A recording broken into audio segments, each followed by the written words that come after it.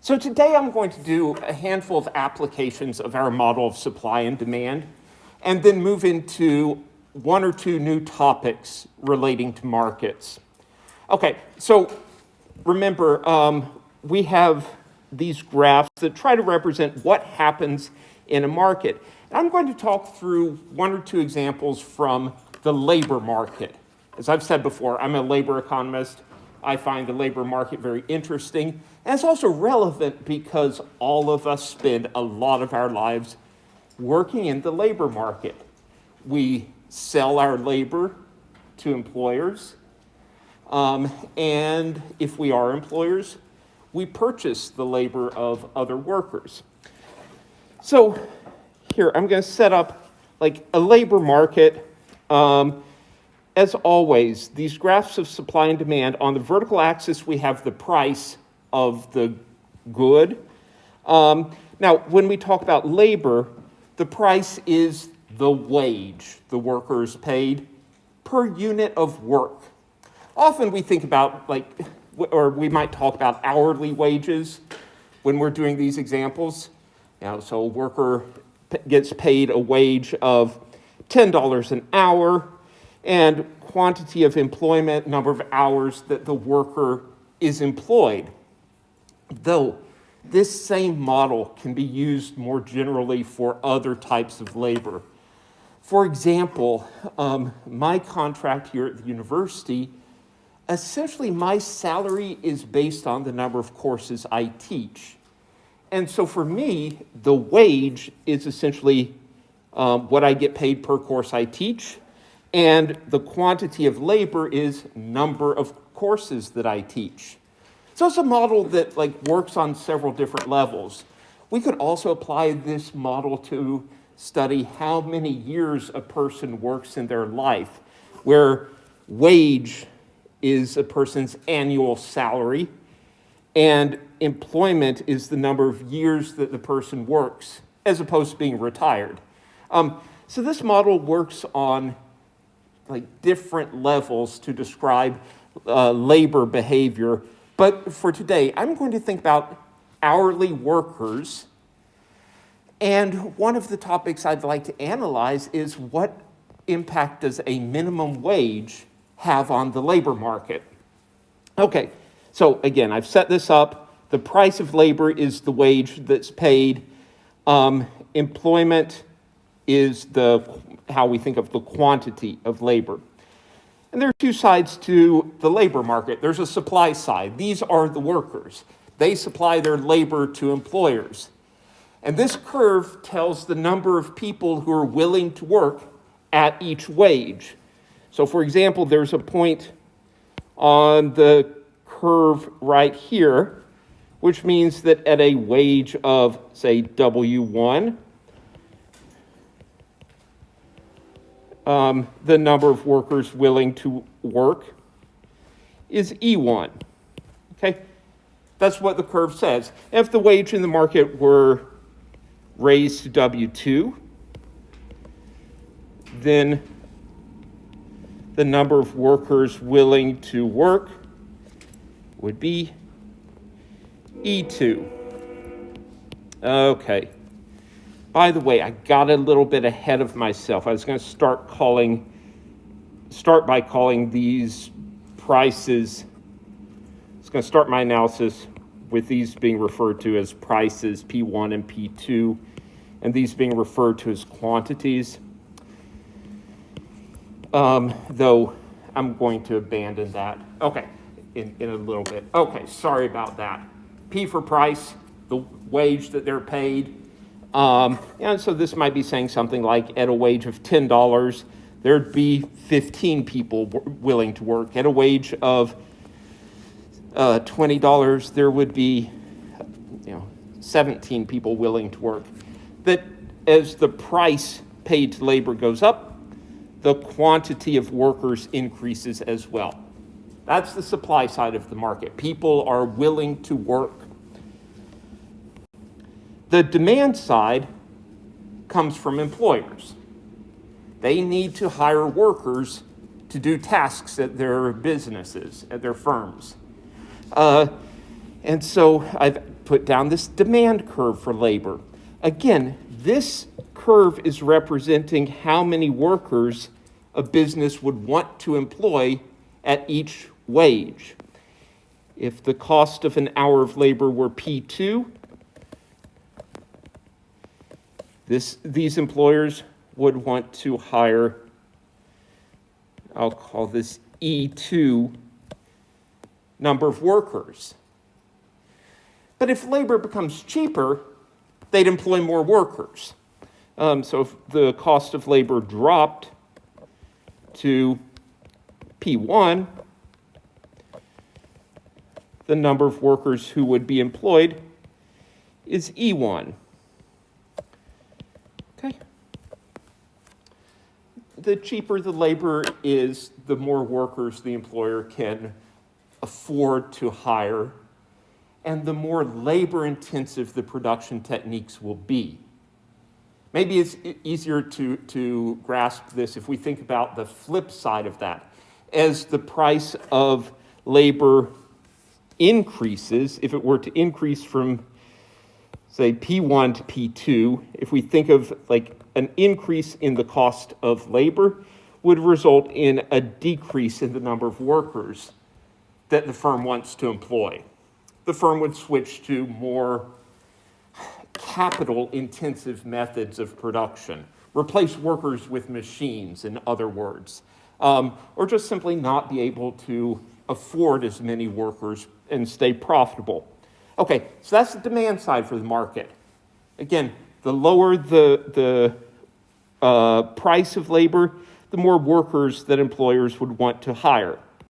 Now, there is an equilibrium in the market. Remember, the equilibrium occurs where demand and supply intersect. So that's this point right here in the center of the graph.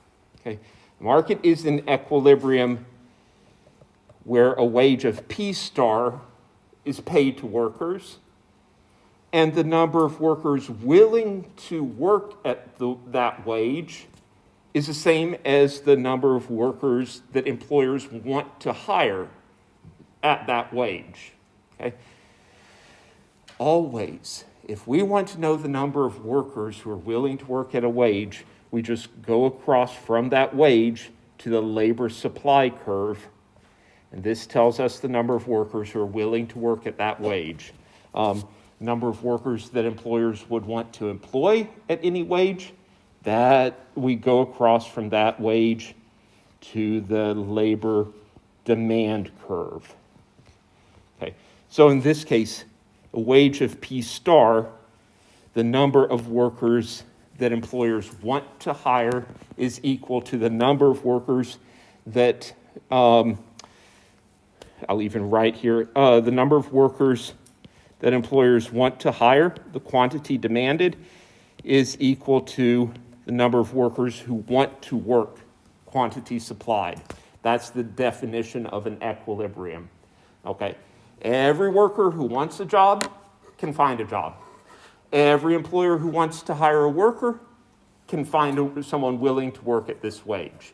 That's the market equilibrium. That's what it means to be an equilibrium. Now, so here's my basic setup of a labor market. And, around here, I think that just in the Burlington area, the going rate for unskilled labor is probably about $11 an hour, just to give you all a perspective. So if you wanted to just take a job at Bojangles and you have no skills, they'd probably start hiring at around $11. Any other entry-level job, be a checker at Harris Teeter, again, around $11 an hour. The market has an equilibrium for that type of labor. Okay. Now, the question that I want to analyze next is, what would happen if the government were to pass a law requiring that workers get paid at least a certain wage? In other words, a minimum wage law. So what we call this in economics is a price floor. Okay. Again, a minimum price for a good or service. Okay. Imagine the government comes along and says, you must pay a wage of at least W bar, and it sets that wage above the equilibrium. Of course, the minimum wage is right now a hot political topic. There's a proposal to set the minimum wage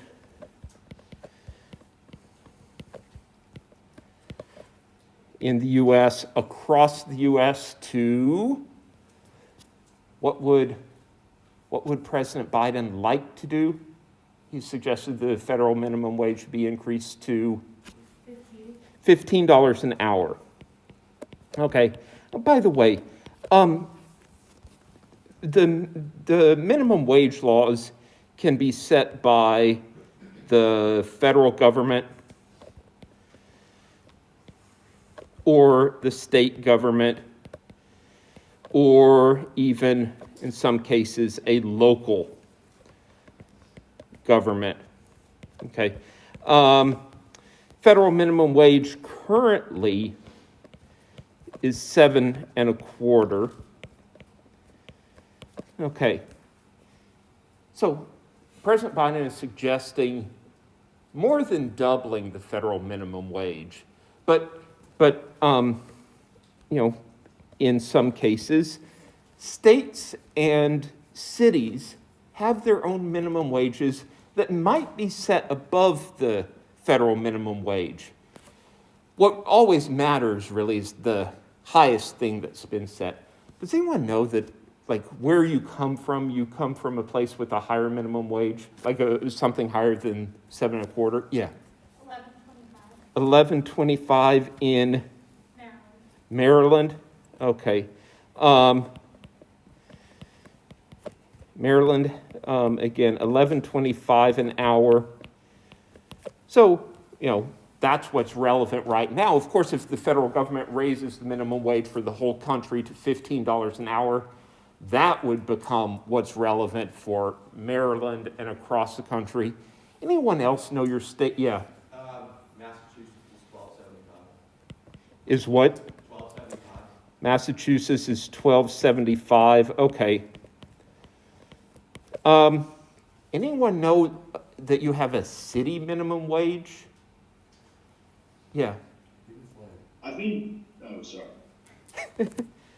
Hey, was that a Zoom person who wanted to chime in? It was. I'm from DC, and I think it's $15 or $15.20. Okay, DC 15 or 1520. Or, I think they just raised it to $15.20. 1520. Okay. Let's see. Nolan, you were going to say? Yeah, it's $15 in Atlanta. Okay. Okay, so anyhow, there are a variety of minimum wage laws, and as I said, this is a relevant political topic. President Biden has pushed for, or is pushing for, a $15 an hour minimum wage. During the election, yeah, Stephanie? What? I was just wondering, isn't he pushing for a gradual increase to $15? Like over a span of like 4 years? Is he pushing for a gradual increase? You might be right. Because it was my understanding that he wasn't saying that everyone should just jump from $7 to $15. It was my understanding that he said that they have to gradually increase and get to a point that I believe it's 2023 or 2024, they have to be at 15. Okay, and remind me, Stephanie? Yeah, okay. Stephanie, you might be more tuned into this than I am, because I was not aware of the details of stepping it up. However, the last two minimum wage increases have worked that way in 2 increments. So I would not be surprised if this proposal goes along the same lines. And As a matter of fact, doubling the minimum wage overnight is a huge change. And it is something that implementing it in stages would likely work better. Now, of course, federal minimum wage, I can talk about this all day long. Remember, I said I'm a labor economist. It's set by the Fair Labor Standards Act. And essentially it says that all businesses and employers must compensate workers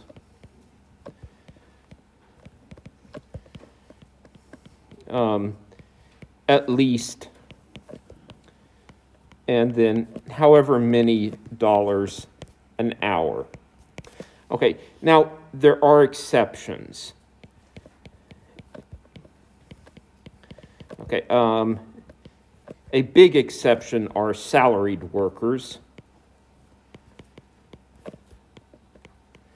However, not completely an exception because salaried workers must still, on average, get paid the minimum wage. Okay, other exceptions, you all might be aware of one or two of these. Other exceptions? Yeah. Servers that make tips. Yeah, the tip credit. Okay. I think it's called the tip credit. Workers who work for tips, I believe, must get a minimum of $3.25 an hour from their employer. But then with tips, it needs, well, if it doesn't add up to $7.25 with tips, the employer does have to make up the difference. But again, all they have to get from their employer is $3.25 an hour. Does that make sense? Okay, it's complicated. And I believe this is something that off and on there's talk of eliminating this tip credit. And that might be something that, again, is being discussed as part of the next minimum wage increase, if it were to happen. Okay, so let's see. Other exceptions include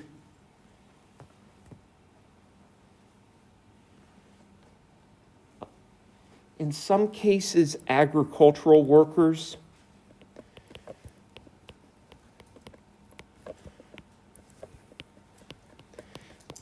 Especially on small farms.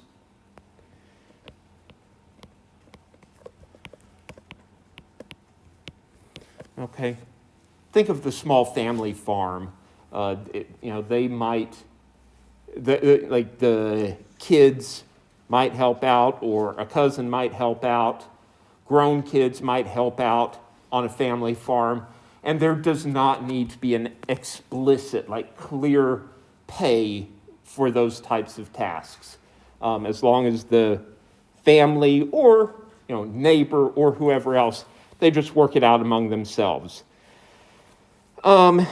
Agricultural workers, there is a sub-minimum wage for teenagers. There is teenagers in their first few weeks, up to 6 weeks of work. Essentially, babysitters don't have to get paid the minimum wage. Let's see, my favorite exception, firefighters don't have to get paid the minimum wage. Do you know why not?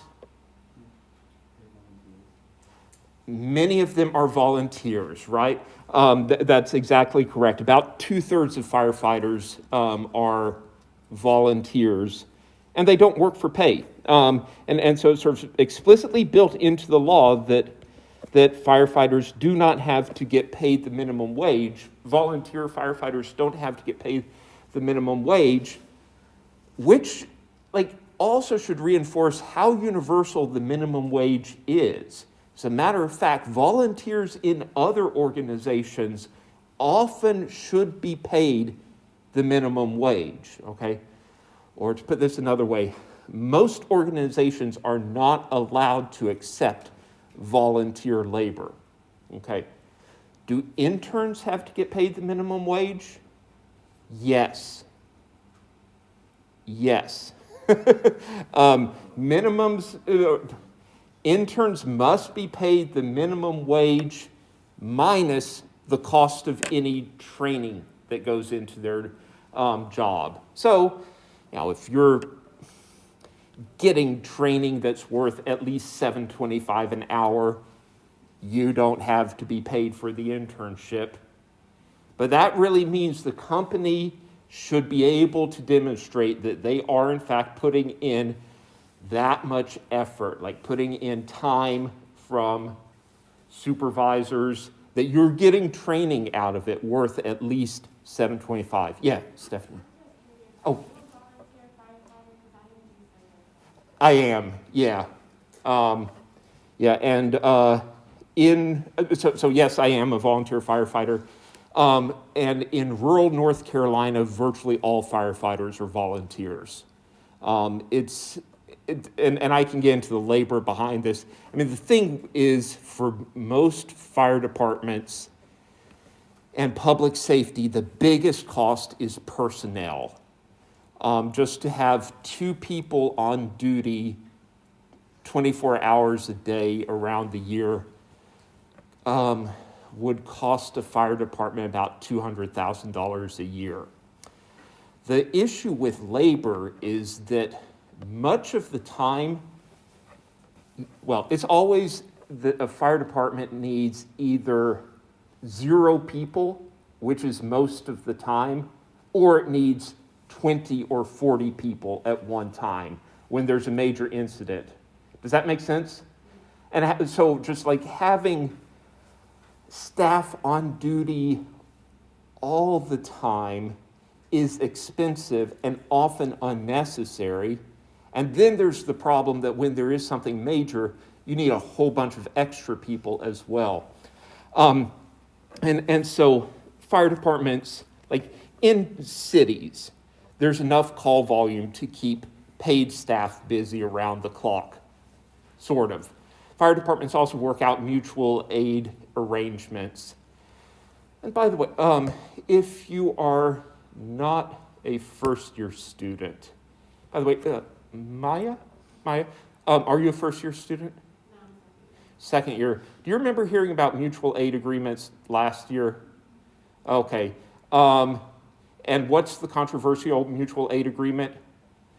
It's between not fire departments, but police departments. And Elon Police Department specifically having a mutual aid agreement with the Alamance County Sheriff's Department. Okay. Public safety agencies do that all the time to sort of deal with the fact that sometimes there are big incidents that one department can't handle on its own.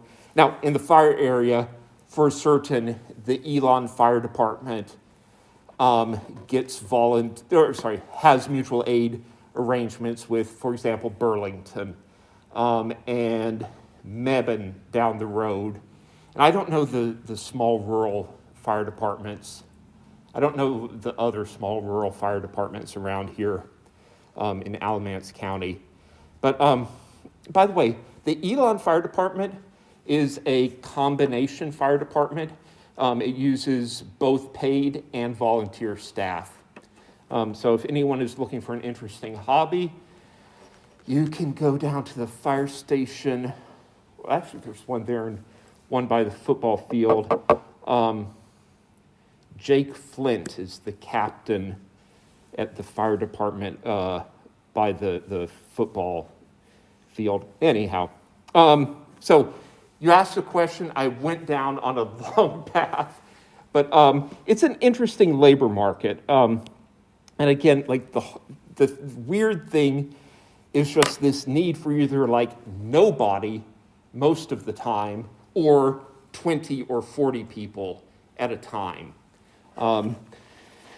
Okay, so there are exceptions to the minimum wage, but most workers are covered, and including interns. Okay, Stephanie, were you going to say something about that? I have a question about interns and like unpaid internships. Unpaid internships are, for the most part, violations of the Fair Labor Standards Act and can be reported to both the federal and North Carolina Division of Hours and Wages, which is part of the Department of Commerce in North Carolina. Okay. How do they still like happen? Because like How do they still happen? no, because like I know that most people I know only get unpaid internships their first year, and like I'm only right now probably gonna get like an unpaid internship. How do they still happen? How are they still a thing? I mean, are you going to go to the Hours and Wage Division of the Department of Commerce and complain? You should. And you get triple wages. What? Like, if they're in violation, you get triple wages back. Are you going to do it? Once you say no, what? I didn't know I could. You didn't know you could. Okay, so that's half of the answer. Would you do it if now that you know you can, would you do it? That's the other reason, like you're going to say no to that because you're too nice, plus you're desperate for the experience. And so you're not going to. But yeah, for the most part, they violate the Fair Labor Standards Act. And this has been a pet peeve of mine for years. When I worked at UNC Chapel Hill, I tried very hard to campaign for the university to stop advertising unpaid internships. And the university was like, not our problem. And you know, that's the problem of the employer violating the law. And many workers, just like other people, don't want to cause problems. And they might be unaware of their rights. But, you know, after you finish up your internship, you know, file a complaint with the state, try filing a complaint with the state Hours and Wages Division. Okay, now don't expect that internship is going to turn into a permanent job the way that you'd like your internships to do. Okay, which is also sort of a lie. You don't want to, I would say you don't want to, it's like if you're going into an internship thinking maybe this will develop into a full-time job, you might not want to, you might want to think twice about working for an employer that abuses its interns. It would be better to work for an employer that pays its interns fairly and treats its workers fairly.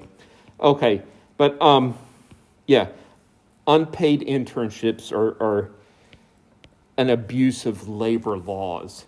Okay, now as an economist, I'm not, like when I'm teaching Econ 111, I'm not supposed to get into like rights and issues and so forth.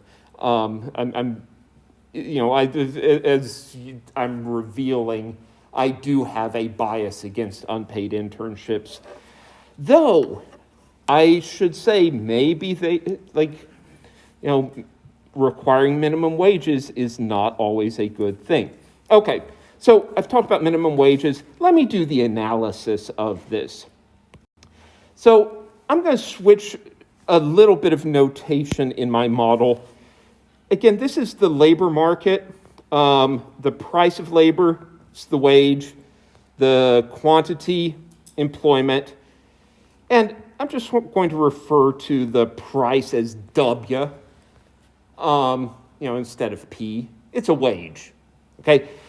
In particular, this market is in equilibrium at a wage of W star.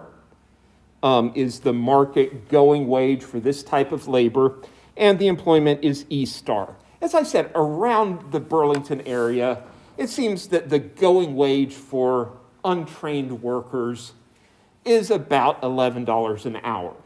Okay. So this is my market without a minimum wage. Then the government comes along and says, we're going to pass a law requiring that employers pay at least W bar. Okay? So only wages above W bar are acceptable. Now, this law, some employers are going to say, well, we were happy paying $11 an hour. You're forcing us to pay at least $15. By the way, no one's going to pay more than the minimum wage when it's been raised and they're being forced to pay higher, when the employer is being forced to pay a wage higher than it wanted, it's going to pay exactly that higher wage. So even though the law might say any wage above $15 an hour, these employers are going to stick with paying exactly like $15 an hour or whatever W bar is.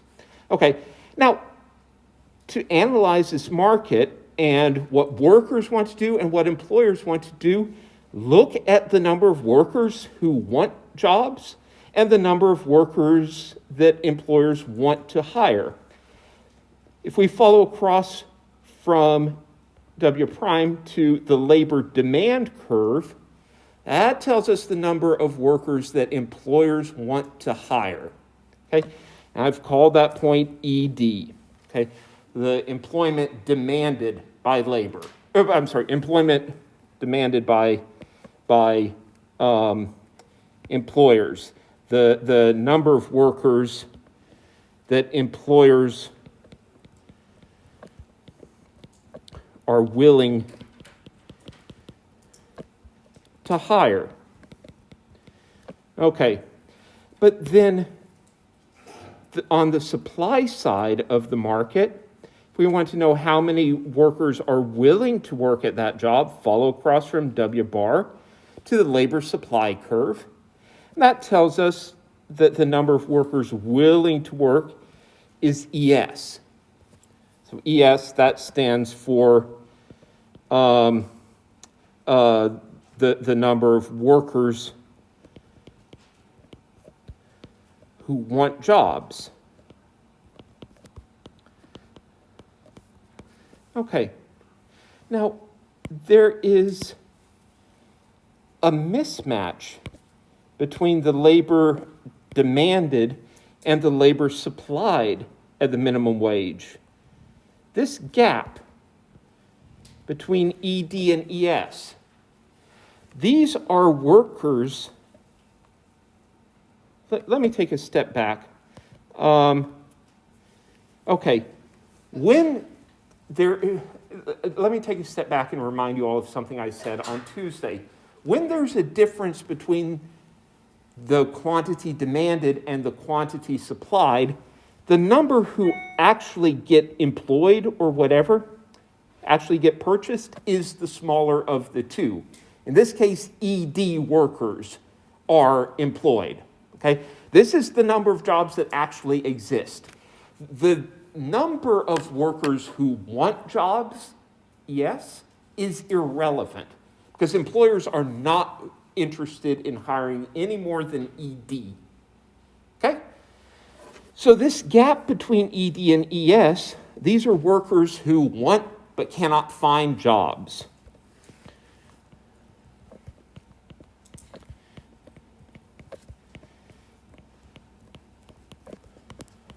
Okay. Okay. Now, that is the definition, more or less, of unemployed or unemployment.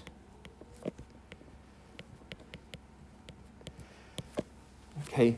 The minimum wage creates unemployment is the standard result from our very basic model of the labor market. And so raising the minimum wage, two things happen. Maybe it's worth separating these out. Okay, remember, in equilibrium in the market, the number of workers employed was E star. Okay, more workers were employed in equilibrium than with the minimum wage. Raising the minimum wage causes two things. The workers between E star and ES, I'm going to mark that at the top. These are new workers. These are people who thought that at a wage of $11 an hour, it wasn't worth working. But if the wage is raised to $15 an hour, now they'll start looking for jobs.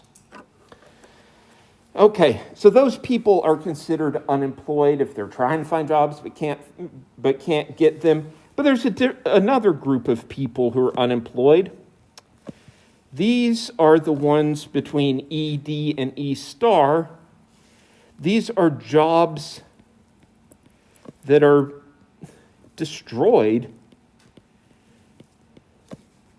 by the minimum wage. Okay? Destroyed by employers. So imagine the following dilemma.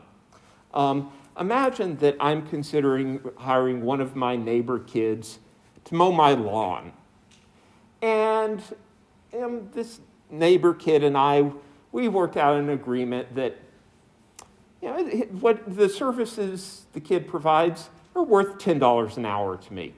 Okay? And I say, listen, if you're willing to do this job for $10, that's what I'll pay you.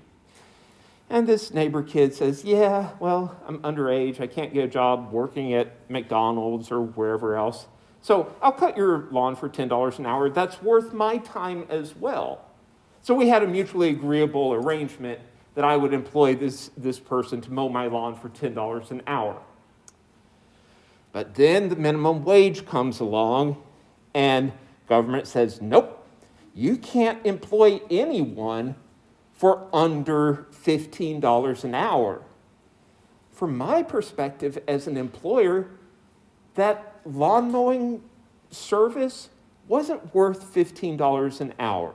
Okay? I got $10 of happiness from each hour that the kid mowed my lawn. That was the value it brought me. But it's not worth $15. So I just say, sorry, kid, I'm going to have to let you go.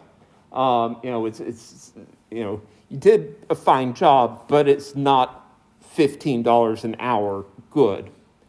Okay, that's a job that would have existed in equilibrium, like in the days when the minimum wage was $7.25. That job would have existed, but raising the minimum wage destroys that job, even though, and this is kind of a problem from the perspective of efficiency, even though it was mutually agreeable that I employed that worker. Like both the worker and I agreed that we got value from the transaction. And sort of remember efficiency, when I define that, something is inefficient, like an allocation in the market is inefficient if there's a way to make people better off without hurting anyone. So if this neighbor kid and I just agreed, if the minimum wage were in place, the neighbor wouldn't have a job, even though it would be to the benefit of both of us if I could employ that person at $10 an hour. It would benefit both of us without hurting anyone. So the higher minimum wage, by destroying these jobs, results in inefficiency in the labor market. Okay, so there's more that I'll say about this later. There are other issues with the minimum wage. Oh, just a second. Let me see what's on my next slide.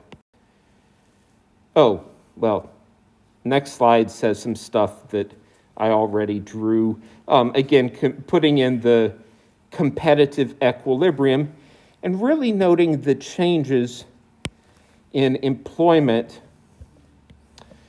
and wages. The minimum wage, obviously, raises the wage that workers are paid, but it reduces the number of workers employed.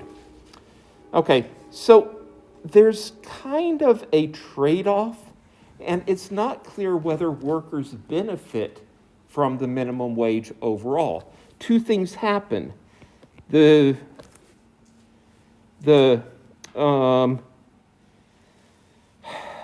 disadvantage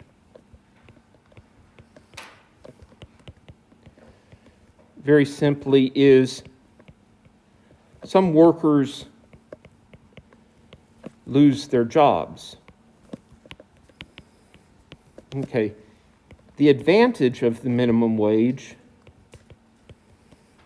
for workers is, but those who keep their jobs, those keeping their jobs, get paid more.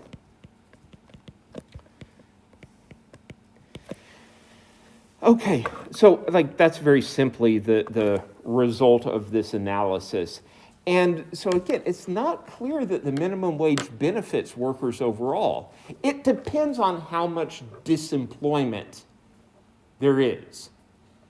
If there's only a little bit of disemployment, only a few jobs are lost, and most people keep their jobs and get paid a higher wage, then workers overall benefit. But if there's large disemployment, lots of jobs are eliminated by the minimum wage, then only a few people get the higher wage.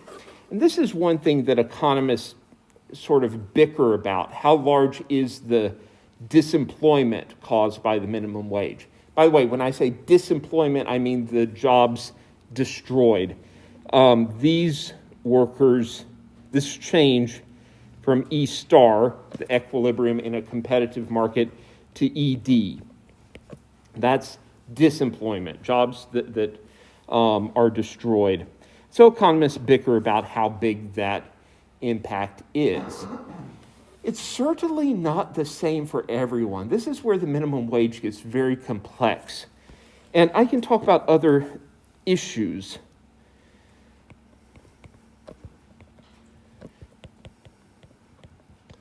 Okay, with the minimum wage. And this goes a little bit beyond just the analysis here. One is that it's ineffective as an anti-poverty program.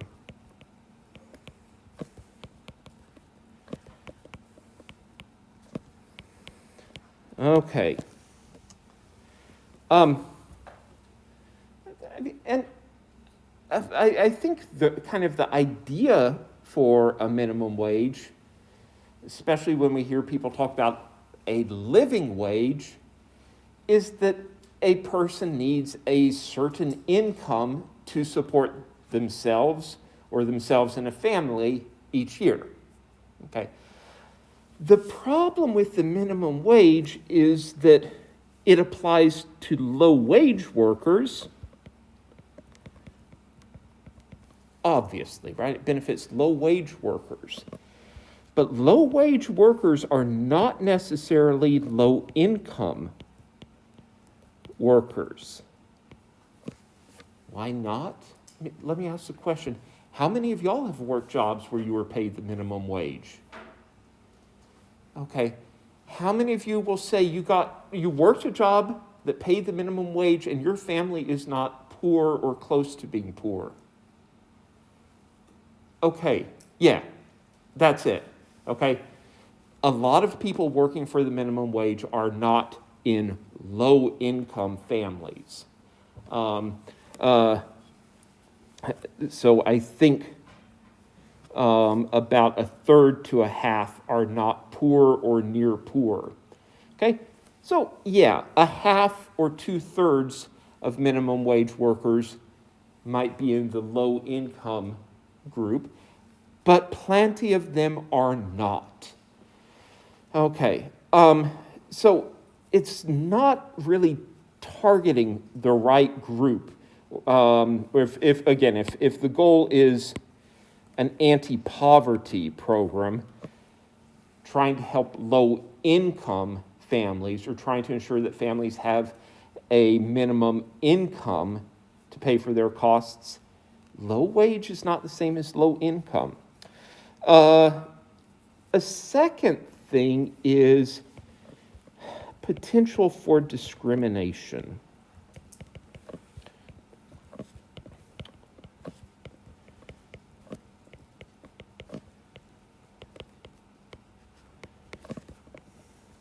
Okay. So, labor economists believe that in a competitive market,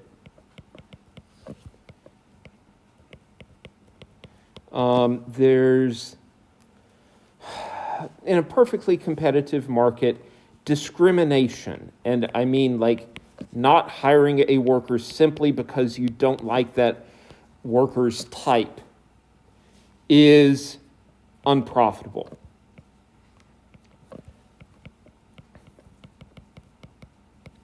Okay. It's bad for business. If I, as an employer, decide that I don't want to employ,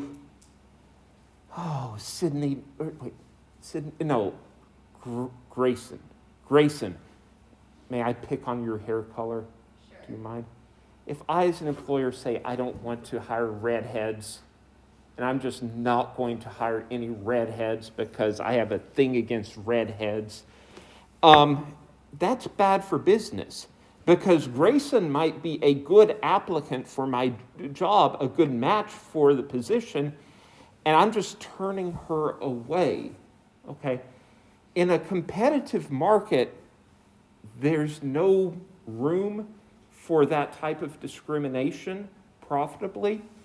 But remember that the minimum wage creates a surplus of workers. There are plenty of workers, like this gap between the quantity supplied and quantity demanded, that's a surplus, which we interpret as unemployment. There's a surplus of workers, of qualified applicants for this job, and if I don't like redheads, there's someone else who's qualified for this job, and I can just pass up the redheads and hire the people that I like. Okay? So this is, in fact, a consequence of the minimum wage, is that raising the minimum wage tends to benefit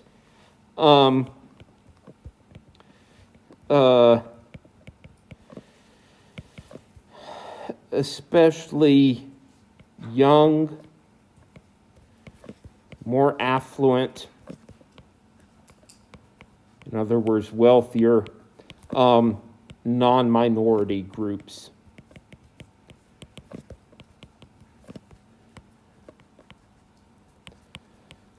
Okay.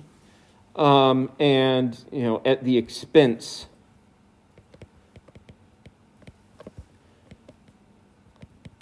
of minorities, generally disadvantaged groups, minorities, single parents. Because again, think of like a single parent who might have issues occasionally with childcare. In a competitive market, as an employer, there's like a tight labor market. There's not a surplus of people looking for jobs. And if I have a pretty good worker who needs to take a day off to tend to, often her, kids, I can't afford to lose that person. But if there's a surplus of workers all waiting for this job, I can be like, you don't want to show up tomorrow? There's always someone who can take your job. Okay, so again, you see how like this discrimination can really work against single parents. Again, just like if I as an employer don't like some group of people, then that group is disadvantaged. If people tend to like to employ others who are similar to themselves, come from similar ethnic or racial backgrounds, well, that just means the minority are in the minority. It's just a matter of numbers, if nothing else, that the minorities are less likely to go into or like apply for a job where the hiring person is from their same ethnic background or whatever it is. And so there's a potential for discrimination. I think ineffective as an anti-poverty program, and I'll leave it at that. Okay. Again, I can talk about minimum wage for days and days. I'm going to switch to a different market, but also a political topic, the market for pharmaceuticals.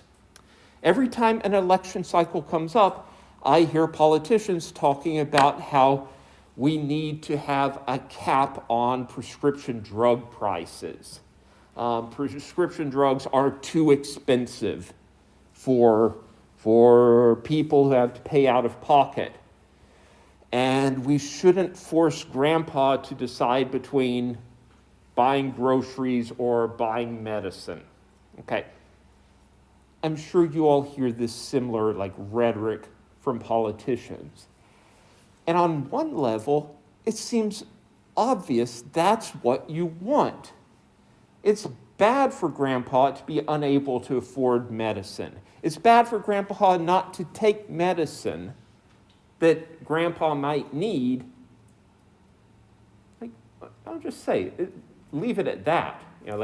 If in this case, higher costs are leading to grandpa not taking his medicine, but grandpa can't afford it. So politicians say, I want to put a cap on prescription drug prices.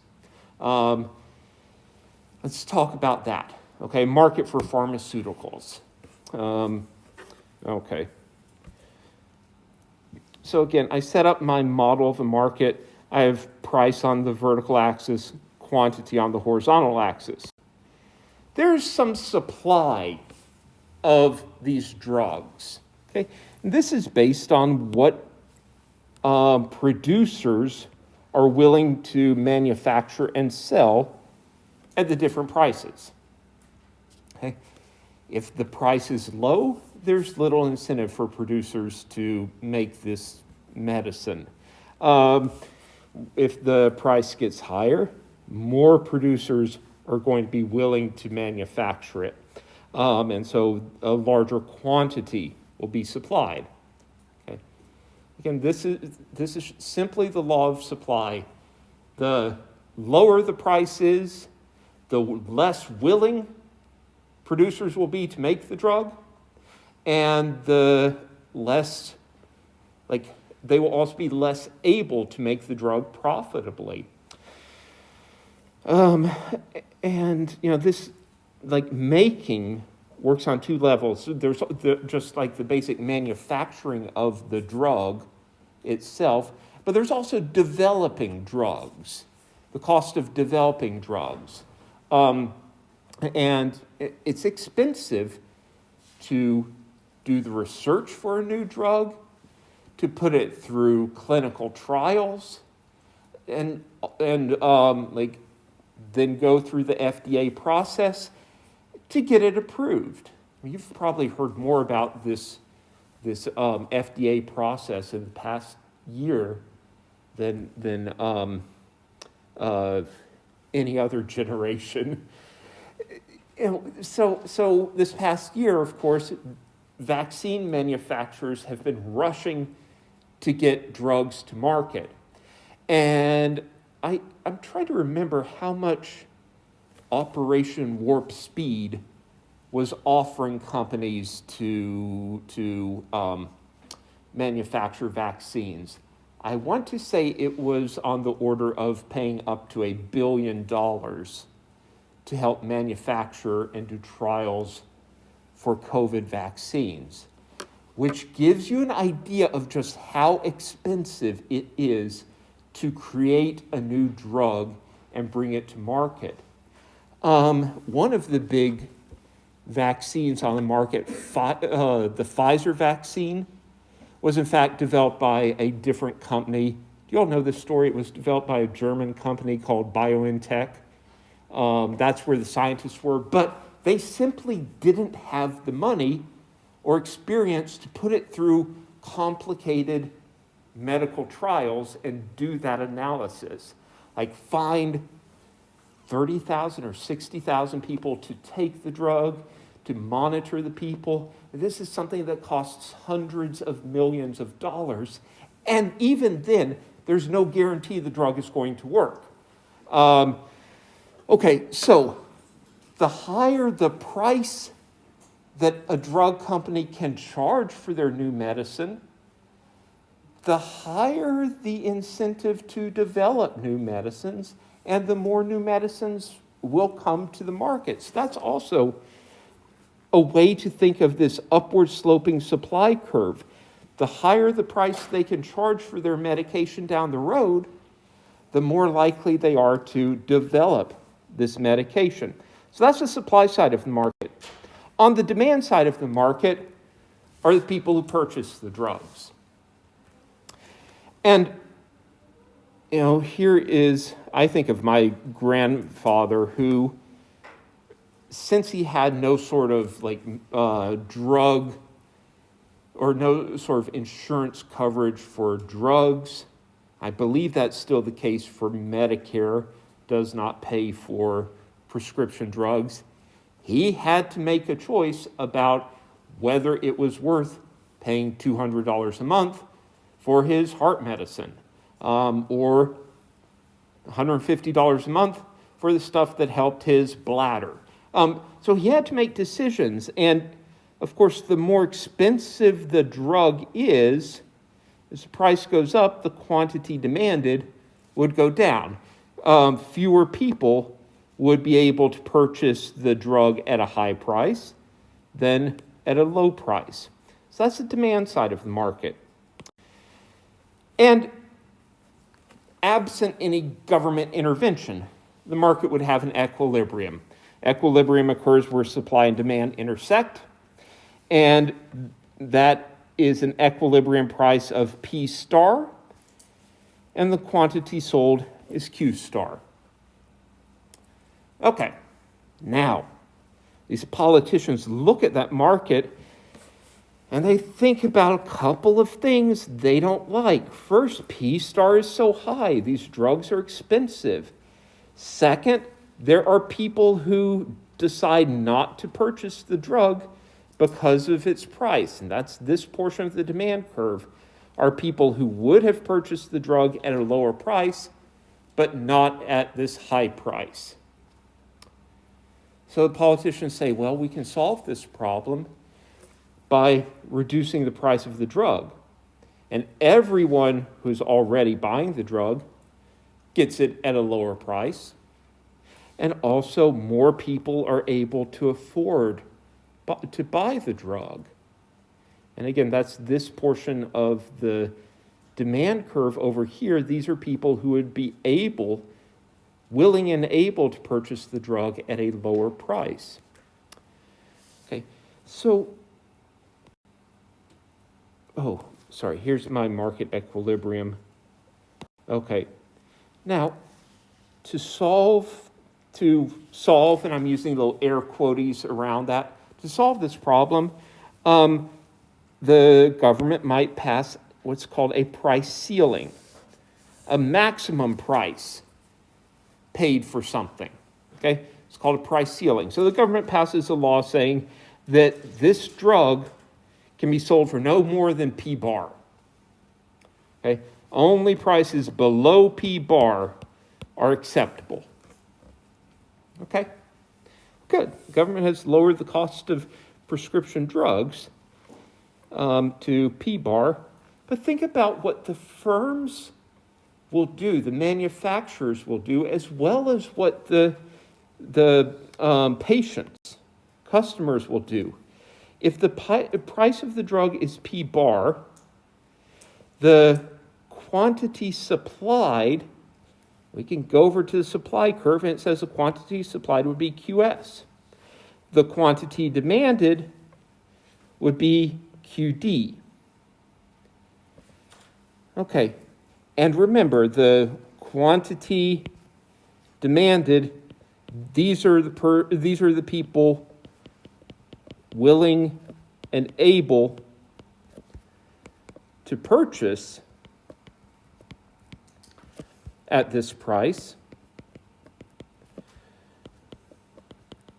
Okay. Whereas QS, this is the amount that producers will produce.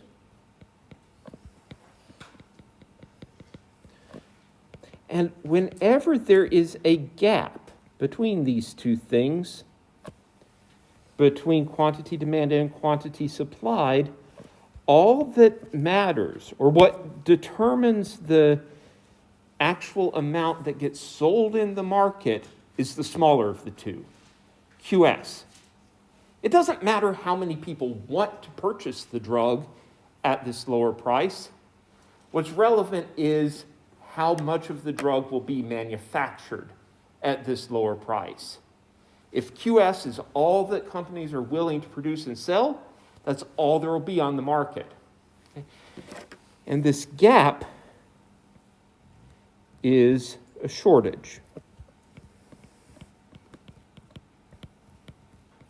Okay, so, here's one basic result.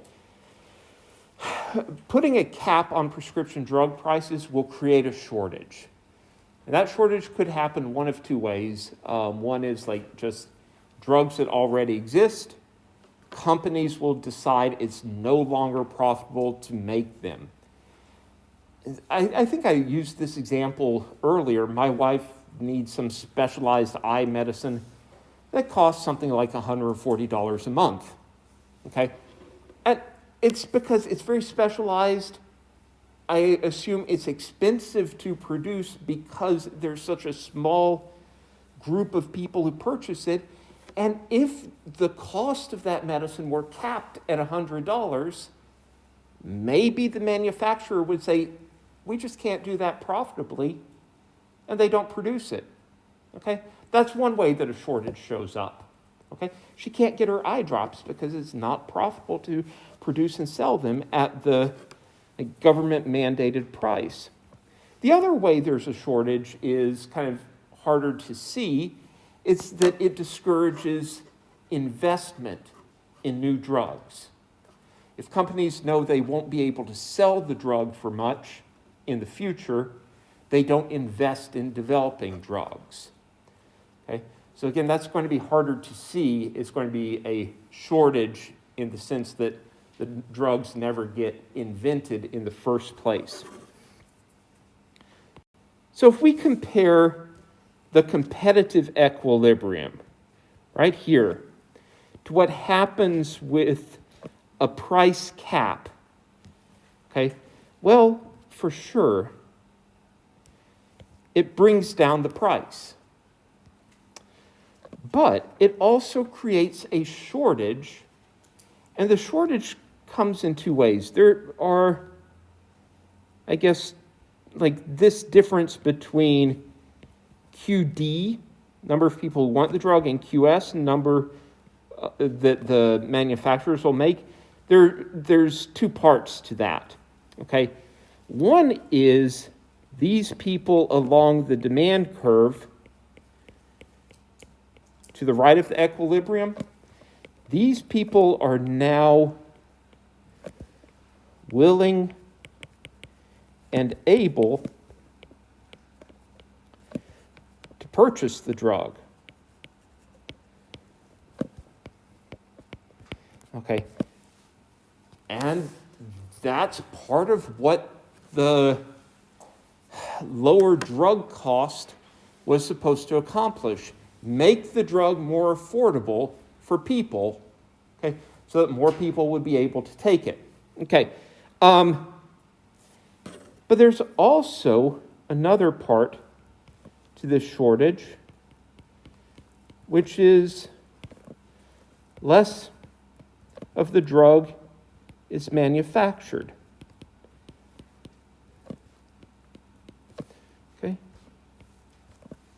And overall, I'll point out that consumption of the drug, the amount of the drug sold, goes down. Yeah? From Q star when the market was in equilibrium to QS when there's this cap on prescription drug prices. Number of people who get this medication goes down. Okay? And I'm going to go back to, it seems the idea of the caps on prescription drugs is in part to make them more affordable to more people so more people can take the drug. And again, that more affordable to people, that's this part of the demand curve. Those people are now willing and able to purchase the drug. But in some ways, it's irrelevant that it's affordable to more people when less of the drug is being manufactured, or some of these drugs are no longer being manufactured because it's not profitable for employers, for manufacturers. So overall, fewer people end up taking the drug. Okay? Making the drug more affordable reduces the number of people who actually take the drug because it's more affordable for the consumers but less profitable to manufacture. And that less profitable to manufacture is what reduces the number of people who have access to the drug. Okay, so I hope that as I talk through this, you all picked up on two things. One, you learned two things. One is just how to use these models of supply and demand. That's the main thing in a Principles of Econ course is we have these graphs. This is how we analyze markets. This is how we think about the adjustments in markets. The other thing is you've maybe learned something about prescription drug prices, and how they would impact consumers, but also how the analysis and thinking through both sides of the market is important.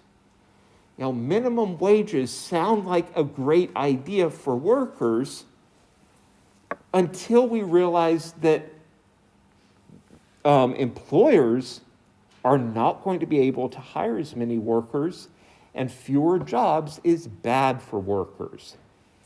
Putting a cap on prescription drug prices might seem like a great idea, but when we realize it actually reduces the number of people who can get their medication, maybe it's not so desirable.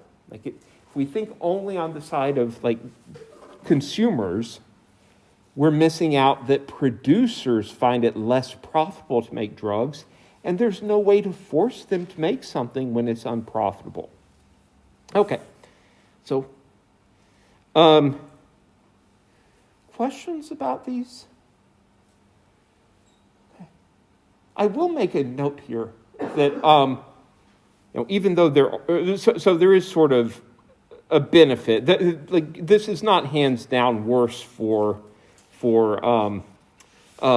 consumers.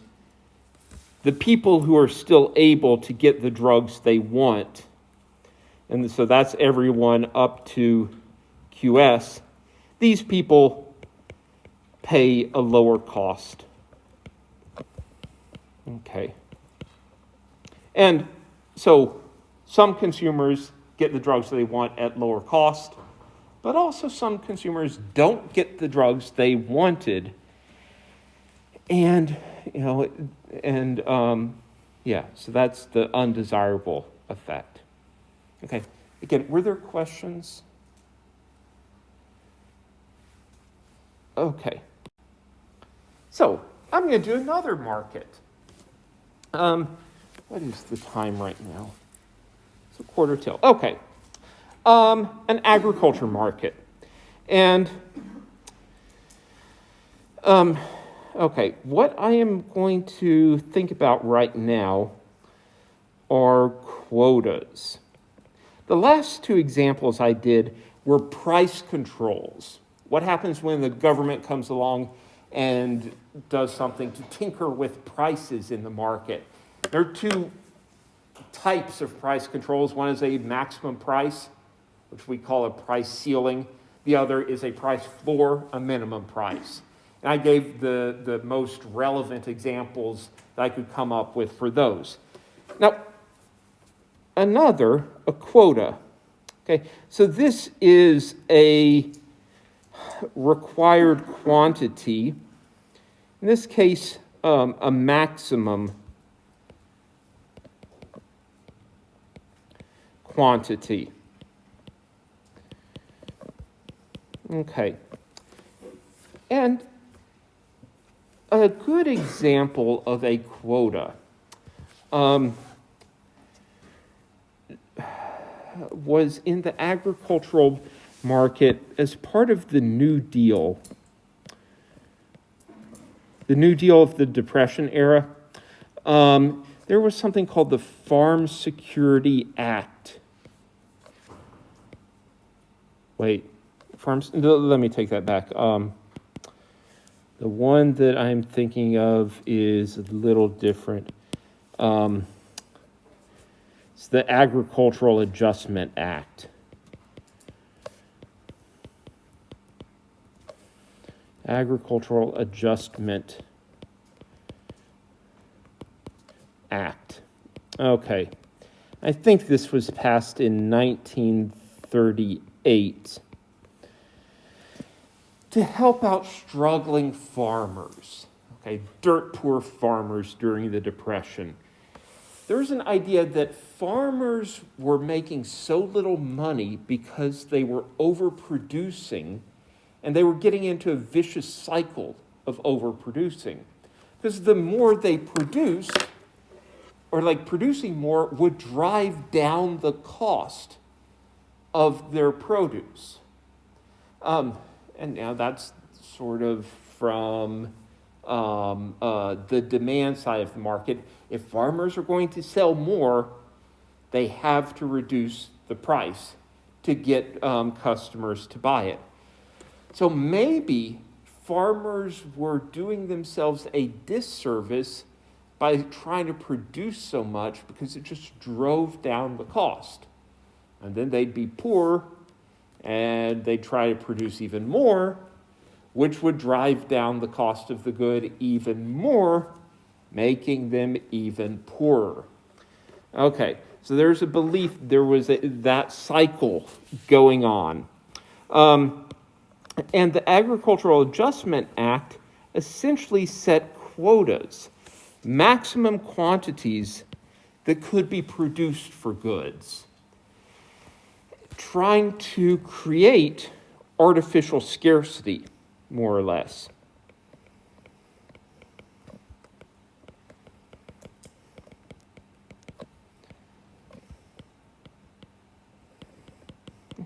It's the same strategy that monopolists use to drive up the price of their product and increase their profits. Remember my example of the De Beers Diamond Company? And De Beers digs up far more diamonds than they sell. They have warehouses full of beautiful diamonds that go unsold for the simple reason that if they were to sell all their diamonds, people would be like, what's another, carbon crystal? Everyone's got tons of carbon crystals. It's not a big deal. If they sold all the diamonds they manufactured, then diamonds wouldn't be very scarce and they wouldn't sell for as much. Okay, so monopolists, again, try to create artificial scarcity to drive up prices. And the government said, well, the agricultural markets are not monopolies, but maybe the government can kind of coordinate things to create that artificial scarcity just like a monopolist would do. So, again, that was the idea of the Agricultural Adjustment Act. And the government would set quotas for how much a farm could produce. Now, your farm, you're limited to producing and selling 50 pigs a year. You have a maximum of 20 acres that you can plant with corn, and so forth. Okay, let's think about how this impacted the market, and with attention to, did it really help out farmers? Okay, so there's a market, and again, I set up my market, price and quantity on the axes. Okay, some demand for agricultural goods and a supply of agricultural goods. Okay, the market is in equilibrium where demand and supply intersect. And P star is the price that puts the market in equilibrium. And the equilibrium quantity sold is Q star. Okay. So that's all just basic stuff we've done so far. What I want to do now is identify the revenue to farmers, producers. Okay? The revenue is the quantity sold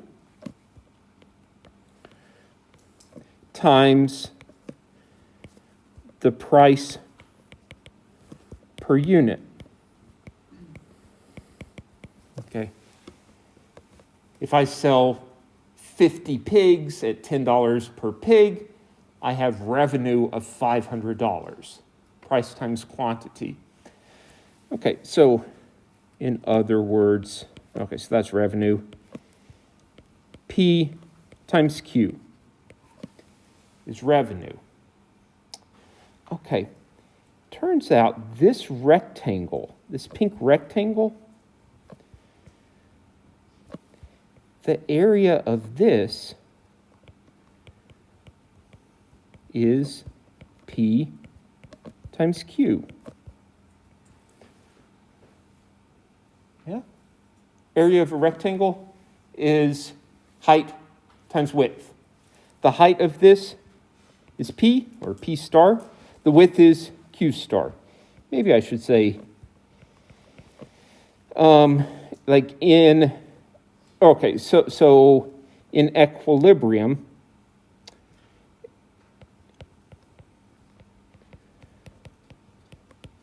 the revenue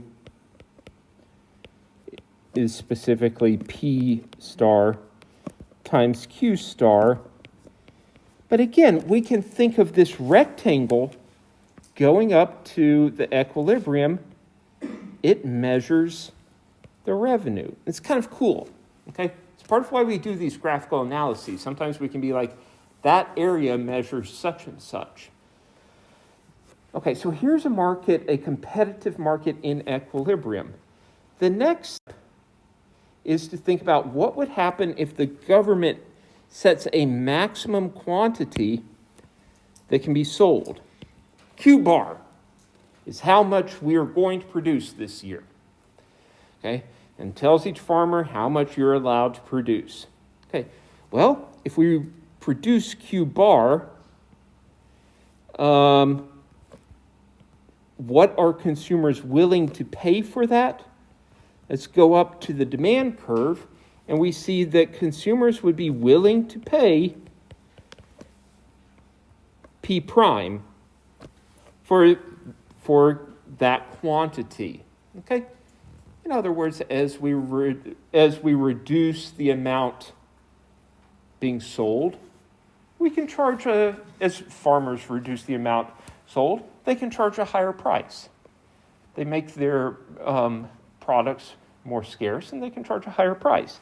And so the price goes up to P prime. So this is sort of like lesson number one.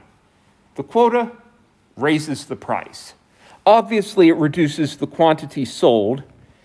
That was the whole point of it. It reduces quantity sold from Q star in equilibrium to Q bar, the new maximum.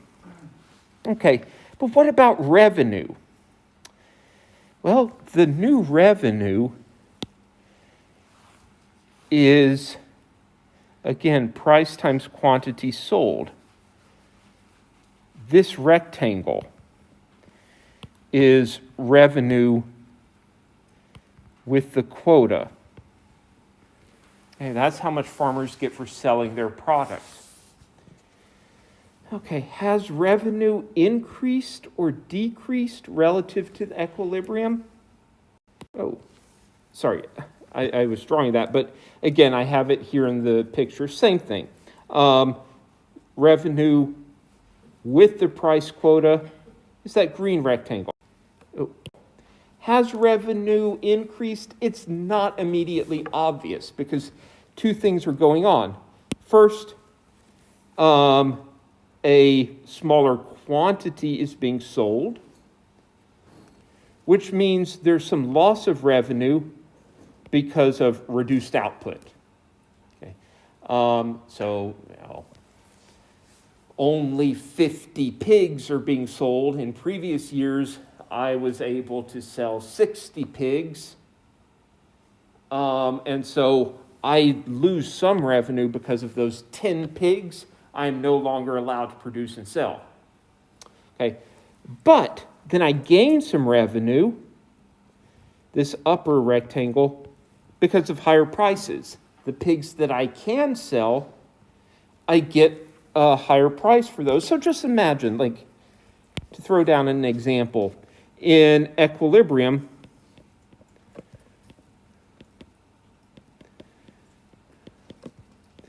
I sold 50 pigs, not 50 pigs, in equilibrium I could sell 60 pigs at $8 a piece. Then with the quota, I'm restricted to selling 50 pigs, but the quota drives up the price, and I can sell them at $10 a piece. Okay, so I've gained some money from the fact that I can sell my pigs at a higher cost. So the 50 pigs I sell, I get extra money for them. And that's what this upper rectangle captures, the gains from higher prices. However, I lose some money because of the 10 pigs that I'm not allowed to sell that I could have sold for $8 a piece. And so it kind of comes down to whether the gains are bigger than the loss. And in this case, what would the revenue be? $480. In this example, $480 from, if the market was in equilibrium versus $500 when the quota is put in place and drives up the price. So yeah, I gained some money there. But that's not necessarily true, okay? It has to do, importantly, with how large the change in price is relative to the change in output, okay? And that's a function of the demand curve, okay? Or the demand of consumers in the market. Okay, so let me talk about that. Okay, so what we call this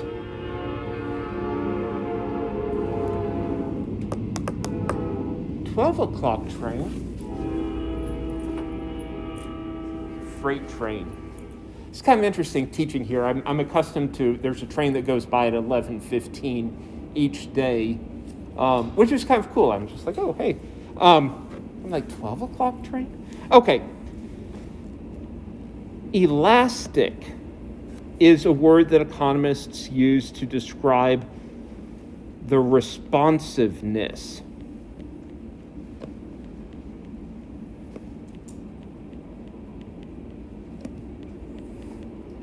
of demand to price changes.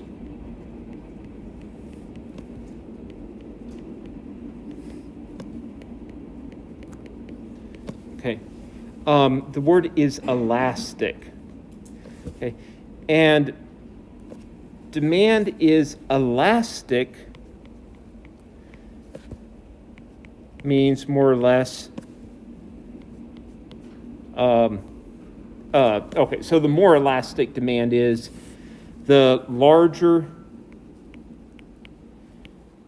the change in quantity demanded when the price increases.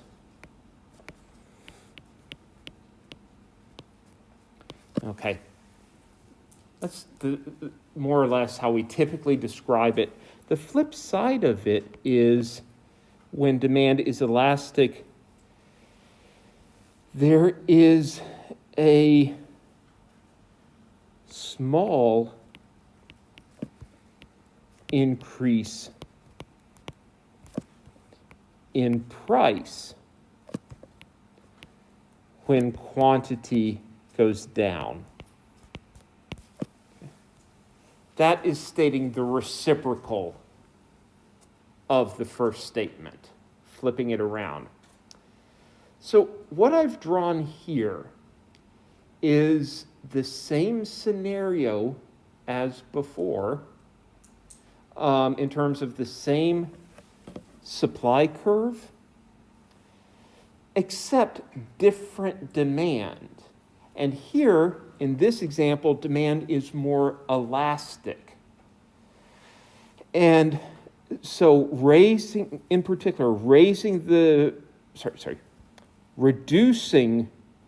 output from Q star to Q bar, the same reduction in output causes only a small increase in prices.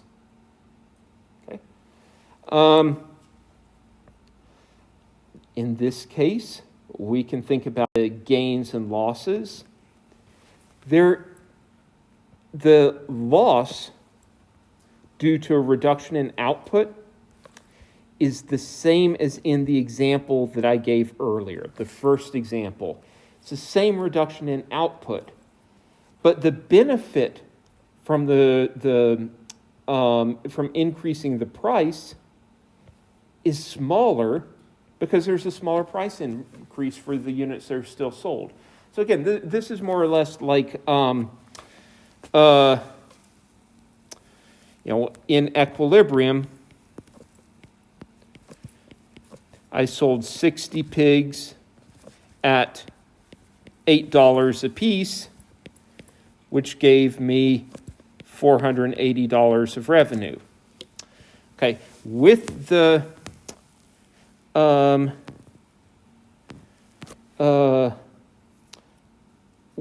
more elastic demand, the quota,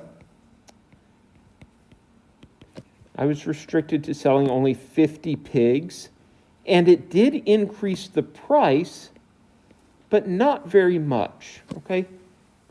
In this example, the price increases by only $1, okay? And so my total revenue from selling 50 pigs at $9 a piece is $450. So my revenue has gone down in this example, okay? Here, the loss due to selling fewer pigs is that loss is bigger than the gain from getting a higher price. First example, it was the other way. So again, it depends on what we call the elasticity of demand. That's the key word here, elastic. Okay, this is important, and this is going to be the next topic we talk about. The change in the demand curve. Here are the gains versus the losses, modified. Losses are the same, but the gains are smaller when the demand curve is flatter. Okay, wait. Oh, just to flip back and forth between the two pictures again. The original drawing, you can sort of stare at that and see the gains versus the loss.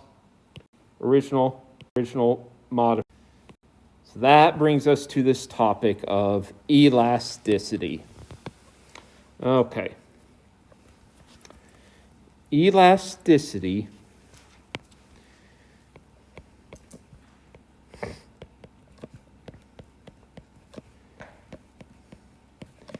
is a measure of responsiveness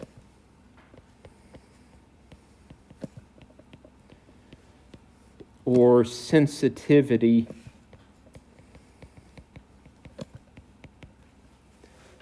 of blank to blank. Okay, and the big one we'll talk about, demand to prices. Okay, but there are other elasticities.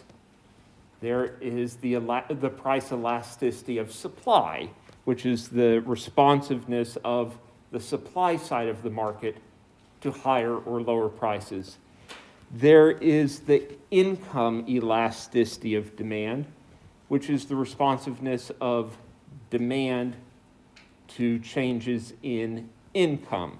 Okay. But again, in plain language, elasticity means more or less responsiveness or sensitivity. Technically, when we talk about prices increase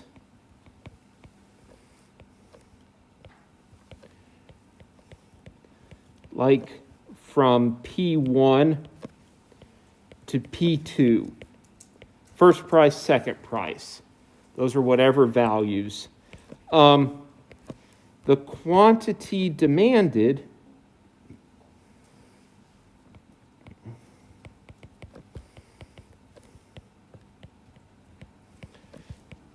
goes from Q1 to Q2. Okay, that's like the quantity demanded will drop. Okay, the elasticity, I should say price elasticity of demand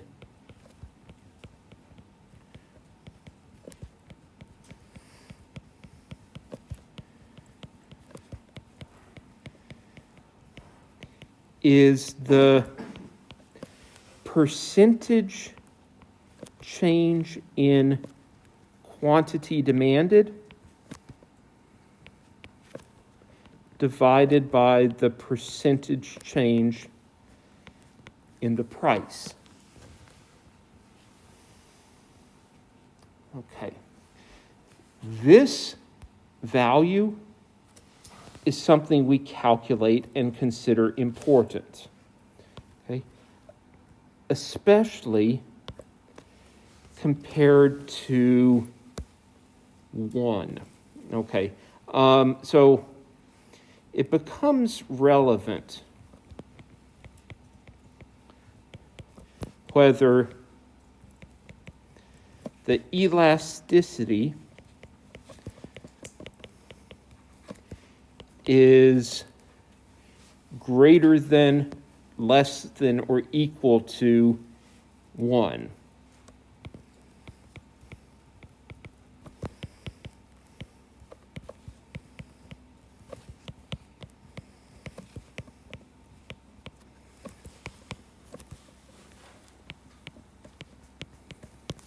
Okay. And I was going to say, maybe I'll do an example, but am I out of time right now? I think so, correct? Okay. So I will pick up with this on Tuesday. I hope you all have a good weekend, and I hope you have fun on your quiz.